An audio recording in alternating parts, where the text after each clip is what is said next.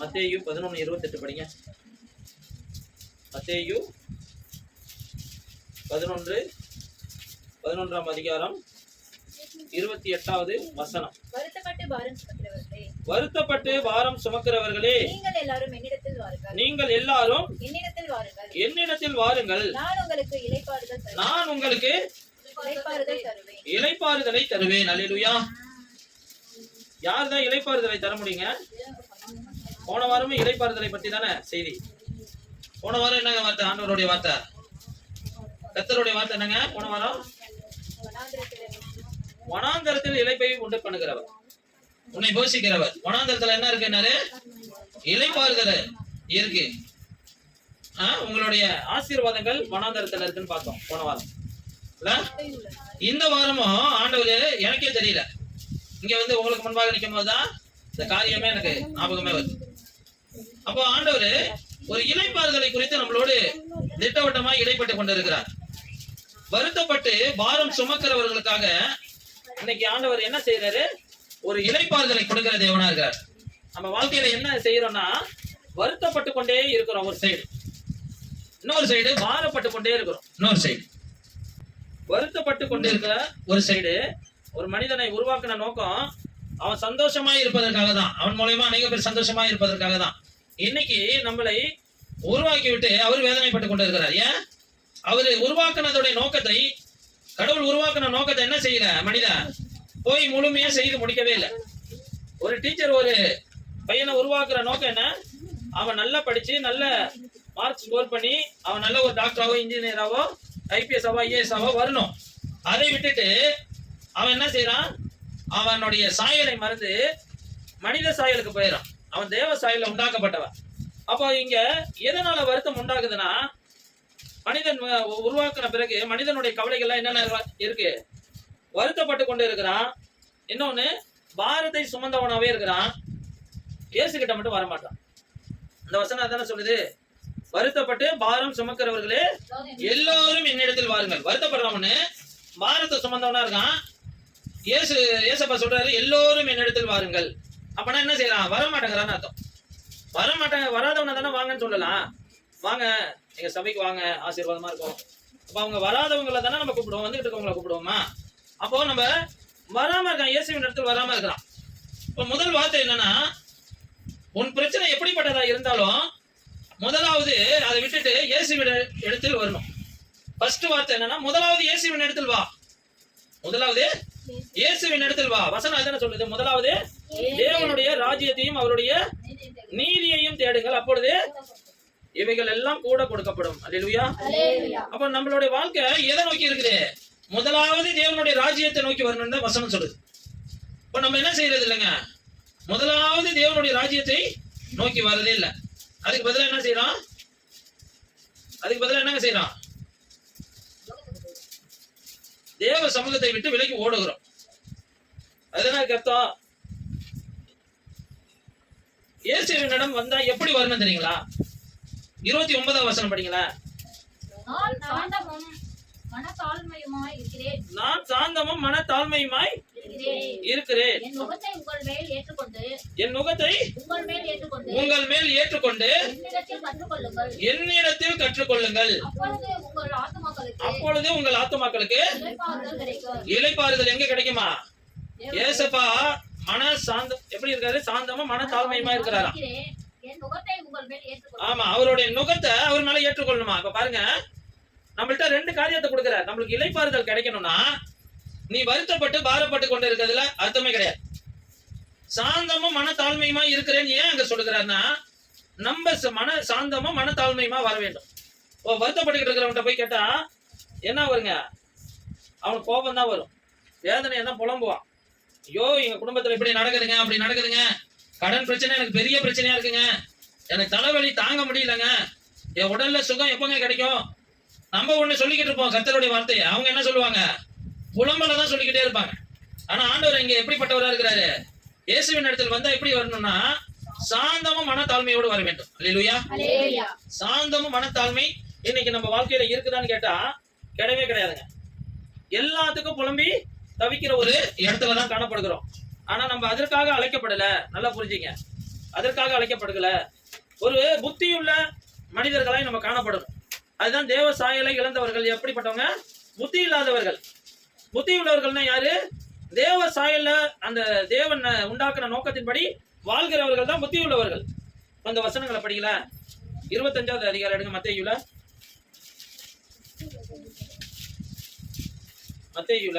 25 எடுங்க. 25ஆம் அதிகாரம் எடுத்துட்டீங்களா?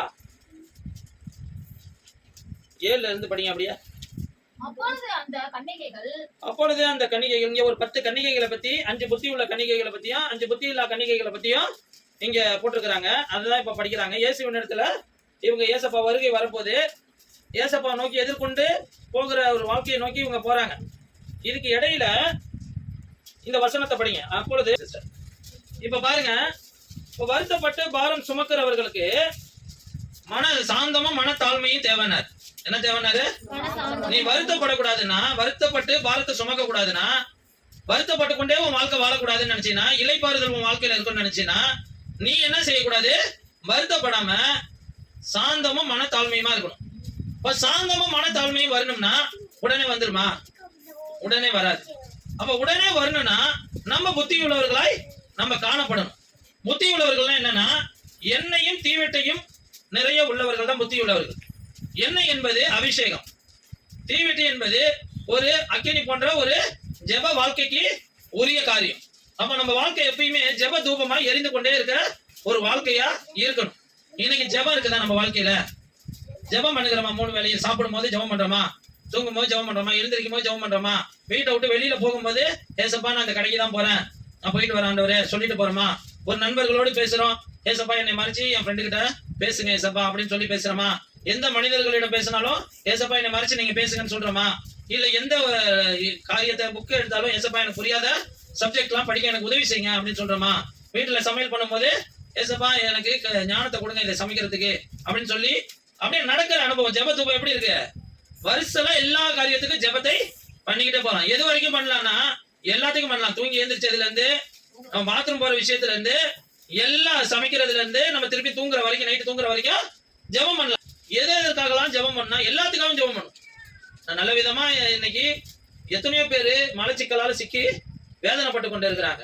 எத்தனையோ மூல வியாதியால வேதனைப்பட்டு கொண்டு இருக்கிறாங்க. எத்தனையோ கொடூரமான வியாதிகள், சொல்ல முடியாத வியாதிகளுக்காக வேதனைப்பட்டு கொண்டு இருக்காங்க. அதனால நம்ம ஏசப்பட்ட இதை சொல்லலாமா இதை சொல்லக்கூடாது அப்படிலாம் கிடையாது. A to Z உங்களுக்கு அது சரீரம். அந்த சரீரத்தை உண்டாக்குனவரே அவர் தான். அல்லேலூயா. அந்த சரீரத்துக்கு உரியவரே அவர் தான். சரீரத்துக்கு சொந்தக்காரரே அவர் தான். இப்ப நீங்களும் நானும் எதற்காகலாம் ஜெப தூபத்தை ஏறெடுக்கணும்னா, கர்த்தர் எல்லாத்தையும் எல்லா ஜெபங்களையும் கேட்கிறவரா இருக்கிறார். சின்ன சின்ன விஷயத்துல இருந்து பெரிய காரியம் வரைக்கும் நீங்க ஜெபத்தை ஏறெடுக்கிறவர்களா காணப்படணும். நீங்க அது சுகம் ஆகுற வரைக்கும் சொல்லிக்கிட்டே இருக்கணும். எசேக்கியேல் ராஜாவை பத்தி சொல்றாரு. அவனுக்கு காலில் ஒரு பெரிய கொடிய நோய் வந்துருச்சு. அவனுக்கு சுகமாகணும். அவன் இதோட அவன் மரித்து போயிடுவான்னு ஆண்டவர் சொல்றாரு. சொன்ன உடனே அவன் அழுகுறான்.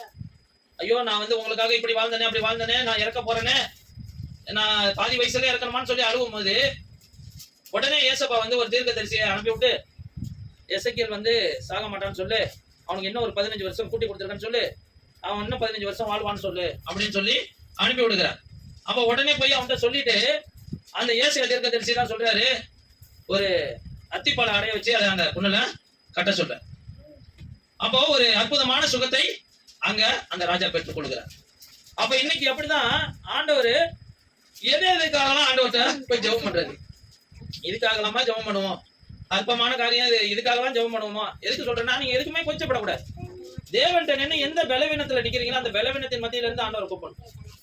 பசி எடுக்கும் போது காக்கை குஞ்சுகளுக்கு என்ன செஞ்சாரா? பசி எடுக்கிற காக்கை குஞ்சுகளுக்கும் ஆகாரம் கொடுத்தாருன்னு வேதம் சொல்லு. அப்ப நம்ம எங்க இருந்து கூப்பிடுறோமோ அங்க இருந்தே பதில் கிடைக்கும் ஆண்டவர்கிட்ட. நீங்க வேதனைப்படுகிற இடத்துல இருந்து கூப்பிட்டாதான் உடனே சொல்யூஷன் தீர்வு உண்டாகும். இன்னைக்கு அதை விட்டுட்டு என்ன செய்யறோம்? இலைப்பாறுதல் இல்லாம தவித்து கொண்டு இருக்கும். நீங்க அது முடிகிற வரைக்கும் அந்த ஜெபம், அதுல ஒரு ஜெயம் கிடைக்கிற வரைக்கும் உங்க ஜெபம் நீடிக்கணும். அல்லேலூயா. ஜெபத்தை எடுத்துக்கிட்டே இருக்கணும். சபைக்கு இப்ப இடம் வேணும். இந்த சபைக்கு இடம் வேணா எப்படி கிடைக்கும்? ஆண்டவரே கொடுப்பாரு. எப்படி கொடுப்பாருன்னா, நீங்க எல்லாருமே நம்ம எல்லாம் ஒரு மனதோடு சாப்பிடும் போது, வெளியில போகும் போது எந்த ஜெபத்தை எடுத்தாலும் அத்தனை ஜெபத்துல ஏசப்பா எங்களுக்கு இடம் வாங்கி கொடுங்க, ஏசப்பா எங்களுக்கு இடம் வாங்கி கொடுங்கப்பான்னு சொல்லிக்கிட்டே இருங்க. தேவ தூதர்கள் வந்து மனுஷ ரூபத்துல வந்து நம்மளுக்கு கொடுத்துட்டு போயிட்டே இருப்பாங்க. அல்லேலூயா. அது ஆண்டவர் செய்வாருங்க. இதுதான் ஆண்டவருடைய வல்லமை, அற்புதம். இது மாதிரி என்ன செஞ்சிருக்கிறாருன்னு கேட்டா அநேக ஊழியக்காரங்களுக்கு செஞ்சிருக்கிறார். எனக்கு ஆர்டினேஷன் கொடுத்த ஊழியக்காரங்களுக்கு செஞ்சிருக்கிறார். அப்போ இன்னைக்கு ஆண்டவர் அற்புதத்தை அநேக காரியங்களை செய்து கொண்டு இருக்கிறதை பார்த்துக்கிட்டே இருக்கிறோம். ஆனா நம்ம என்ன செஞ்சுக்கிறோம்? அந்த தேவன்கிட்ட போக மாட்டோம், வருத்தப்பட்டு கொண்டே இருக்கிறோம். அதான் வருத்தப்பட்டு பாரம் சுமக்கிற எல்லாரையும் பார்த்து சொல்லுகிறாரு, என்னிடத்தில் வாருங்கள், உங்களுக்கு நான் இளைப்பாறுதலை கொடுப்பேன். அப்ப இன்னைக்கு வருத்தப்பட்டுக்கிட்டு இருக்கிற காரியத்தை நீக்கணும்னா நம்ம என்ன செய்யணும்? புத்தி உள்ளவர்களா இருக்கணும். அவங்கள்ட்ட புத்தி இல்லாதவர்கள்ட்ட என்ன இல்ல? ஜெபம் இல்ல, டிவிடி இல்ல. அவங்கள்ட்ட என்ன இல்ல? ஜெபம். அவங்கள்ட்ட எண்ணெயும் டிவிடி இருந்தது, ஆனா குறைவா இருந்தது. இவங்கள்ட்ட எண்ணெயும் டிவிடி இருக்கு, அது நிறைவா இருக்கு. அவங்க குறைஞ்சதுனால இவங்கள்ட்ட வந்து கேக்குறாங்க, நீங்க போய் காசுக்காரர் இடத்துல வாங்கி கொள்ளுங்க அப்படின்றாங்க. காசு கொடுத்து வாங்கி கொள்ளுங்க. அப்படின்னா என்ன அர்த்தம்? அவங்க உலக வாழ்க்கையை நோக்கி போய்கிட்டு இருந்தவங்க. காசுன்னு ஏன் அந்த இடத்துல வருது? அதுதானே சொல்லுது அந்த வசனம். சொல்லு, படிங்க. 8:9 படிங்க. 25ல 8:9 படிங்க. புத்தி இல்லாதவர்கள் புத்தியுள்ளவர்களை நோக்கி, உங்கள் எண்ணெயில் எங்களுக்கு கொஞ்சம் கொடுங்கள், எங்கள் தீவெட்டிகள் அணைந்து போகிறது என்றார்கள். புத்தி உள்ளவர்கள் அதற்கு பிரதியுத்தரமாக, அப்படியல்ல, எங்களுக்கும் உங்களுக்கும் போதாமல் இராதபடி நீங்கள் விற்கிறவர்கள் இடத்திற்கு போய் உங்களுக்காக வாங்கிக் கொள்ளுங்கள் என்றார்கள். பாருங்க, அப்ப என்ன வாங்கிக் கொள்ளுங்கள்னா, இவங்க உலக வாழ்க்கையை நோக்கியே போய்கிட்டு இருந்தவங்க. உலக வாழ்க்கையிலேயே போய் போய் போய் போய் என்னாச்சு? இப்ப நீங்க உலகத்து பின்னாடியே போங்கன்னு சொல்றாங்க அவங்க மறைமுகமா. புத்தி உள்ளவர்கள் என்ன சொல்றாங்க? இது வரைக்கும் நீ எப்படி உலகத்து பின்னாடியே போயிட்டு உன் பாதி வாழ்க்கைய ஆசீர்வாதம் இப்படி ஓடுனியோ, நீ உலக வாழ்க்கையிலேயே போய் வாங்கிக்கோ போ. அப்ப நம்ம என்ன செய்யக்கூடாதுன்னா, புத்தி உள்ளவர்கள் எப்படி இருப்பாங்கன்னா, நித்திய இளைப்பாறுதலை தேடக்கூடியவர்களா இருப்பாங்க. அல்லேலூயா. புத்தி உள்ளவர்கள் வந்து எப்பயுமே இயேசுவையே நோக்கி எதிர்பார்த்து கொண்டு வாழ்கிற ஒரு வாழ்க்கையை நோக்கி பயணிப்பாங்க. அல்லேலூயா. இன்னைக்கு நித்திய இளைப்பாறுதலை நோக்கி ஓடக்கூடியவர்கள் கொஞ்சம் பேர் தான் இருக்கிறாங்க. நித்திய இளைப்பாறுதல்னா எப்படிங்க ஓடுறது அப்படின்னா, இயேசு 2ஆம் வருகையில வருவேன்னு சொல்லியிருக்கிறார். அல்லேலூயா. அந்த இயேசு வரும்போது இந்த பூமியில என்ன நல்லா நடக்குமா? ராஜ்யத்துக்கு விரோதமா ராஜ்யம் எழும்புமா? பூமி அதிர்ச்சிகள் உண்டாகுமா? பூமி வந்து பிரசவ வேதனைப்படுமா? இன்னைக்கு அப்படித்தானே இருக்கு. இஸ்ரேல் அமெரிக்காவும் சேர்ந்து ஈரானை எதிர்த்து கொண்டு இருக்கு. ஈரானுக்கு சில நாடுகள் ஃப்ரெண்ட் ஆகி இவங்களை எதிர்க்கிறாங்க. அப்படியே அந்த காடு வந்து பத்தி எரிகிறது போல உலகம் முழுவதும் 2ஆக பிளக்குது. பூமி அதிர்ச்சிகளும் அங்கங்க உண்டாகுது. பாம்பு எங்க போடுறாங்க? கடல்ல போட்டுறாங்க. அங்க பூமி அடுக்கு பாதிக்கப்படுது. பூமி எதிர்ச்சிகள் அங்கங்க உண்டாகுது. இப்ப இன்னைக்கு வந்து எங்கெங்கெல்லாம் வேதனைப்பட்டுக்கிட்டு இருக்கிறாங்க? இயேசுடைய வருகையை எதிர்கொண்டு போகிற கூட்டம் இதுக்கெல்லாம் தப்பித்து காணப்படும். இயேசுவை நோக்கி எதிர்கொண்டு போகிற கூட்டம் இல்ல. இவங்க எல்லாம் உலகத்திலேயே மேன்மை பாராட்டி கொள்கிறவங்க. நானா நீனா, நான் தான் பெரியவன், நீ தான் பெரியவன். இன்னைக்கு மெட்ராஸ்ல ஒரு மலை புயல் வந்துச்சுல்ல, ஒரு மலை தண்ணி ஃபுல்லா மெட்ராஸ் ஃபுல்லா சென்னை நிரப்பினுச்சுல. அப்ப நிரப்பினப்போ எல்லாருமே என்ன செஞ்சாங்க?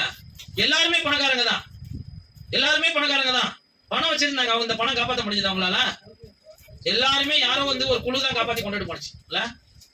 அந்த பணம் அவங்கள்ட்ட இருக்கு நிறைவா, ஆனா அந்த பணம் காப்பாத்தாது. அவங்கள்ட்ட மாடி வீடு இருக்கு, அந்த மாடி வீடு காப்பாத்தாது. நம்மள்ட்ட செழிப்பு இருக்கு, இல்ல எந்த ஒரு செழிப்பும் காப்பாத்தாது. நம்மள்ட்ட பிள்ளைங்க இருக்கிறாங்க, அந்த பிள்ளைங்க காப்பாத்தாது. ஆனா எதுதான் காப்பாத்துது? யாரோ ஒரு மீட்பு குழுவை வச்சு கவர்மெண்ட் போய் மீட்டு கொண்டு வராங்க. இதுதான் நிலைமை ஏற்படும். ஆனா ஆண்டவரை நம்புற பிள்ளைகளுக்கு ஒரு குறைவும் ஏற்படாதுன்னு வேதம் சொல்லுது.